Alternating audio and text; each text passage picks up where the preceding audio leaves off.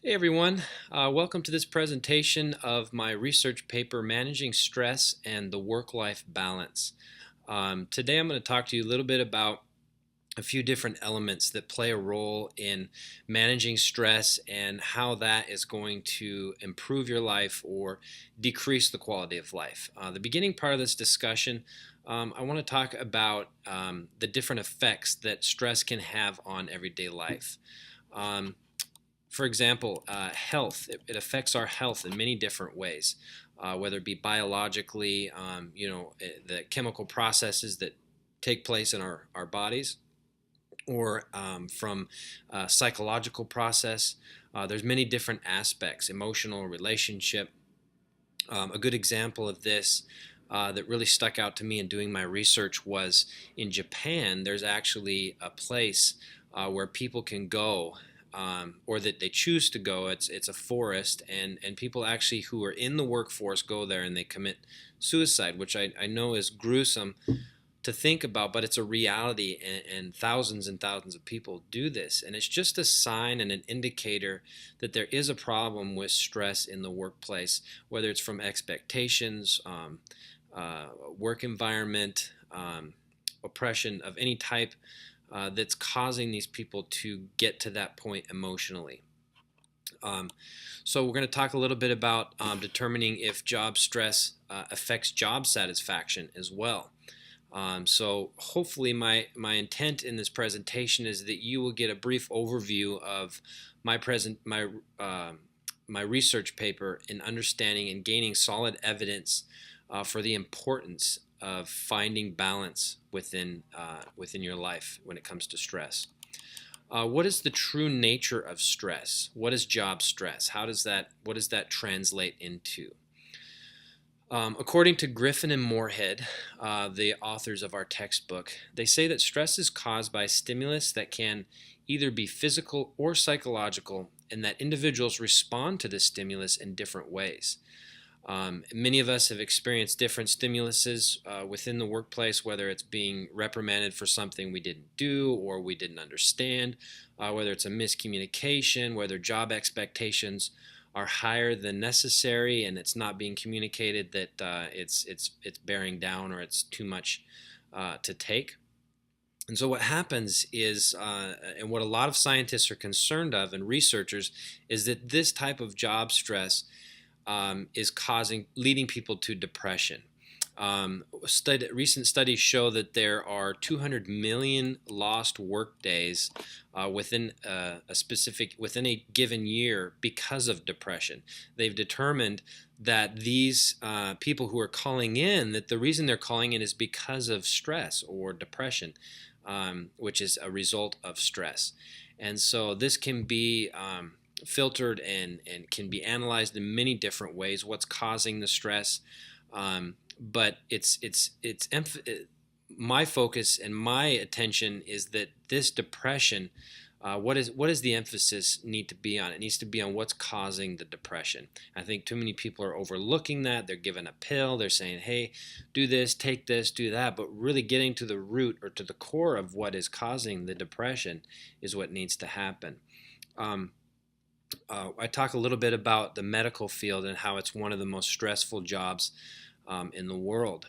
And there's many reasons for this, not only just the long hours, lack of sleep, the being on call, high stress surgeries and people's lives being in your hands, but there's expectations that are unrealistic. There's so many different factors that go into that.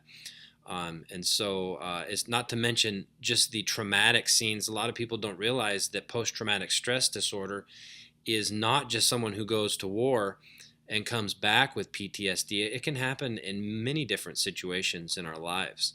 And so that's one thing that researchers are saying to look out for, is that recognizing when post-traumatic stress disorder has happened and what we can do about it, even when it's within our everyday lives. The next question is, what causes people to be unhappy with their jobs? Is it the employer or is it the employee? Um, Arup and Ming from the Interdisciplinary Journal of Contemporary Research and Business state that statistics show that organizational climate and structure play the biggest role. This usually comes from the top down. And many of us know from experience, if you've gotten a job with an organization that the management or the people at the top are not treating people correctly, there's power and they're exercising too much authority, maybe greed, whatever it might be driving that people can pick up on it. The employees then feel at that point where they're just a number, they're a slave, no one really cares about them, they're not valued. And this is not a healthy situation to be in. So how does this impact the balance of work and home life? Researchers show that if a person is stressed at work, the stress filters into their home life, therefore blurring the lines between work and home. This affects a person's life in many ways. I know from personal experience that if I bring work home with me, my family notices, my kids notice, and not being able to make that distinction between work and home is a big deal. And a lot of people are finding that harder and harder today to make that distinction and to separate those two.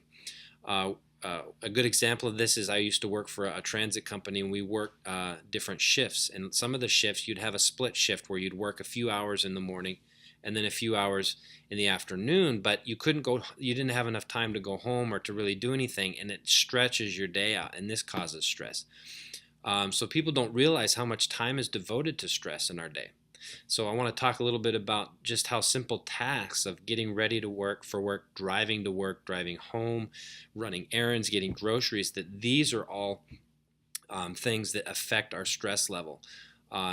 These have major effects on the body as well. Stress is one of the biggest contributors to hypertension, and this is something that many people overlook. Based on overwhelming evidence, managing stress needs to be one of the top priorities for employers and employees. Employees need to manage their personal lives and know how to set boundaries, and employers need to learn how to make a more peaceful and stressful environment for their workers. This will not only affect the environmental issues of a workplace, it will affect people's overall health and quality of life. So I want to challenge you today, as I've given you just a real quick rundown on the content of my paper, is to really recognize these biological factors, these environmental factors, all of the things that stress does. And now it's your turn to take action and to begin to manage stress one day at a time. So I want to thank you for watching this presentation. Hopefully it was informative, and I hope that you have a blessed weekend. Thank you for taking the time to watch, and we'll see you in the classroom.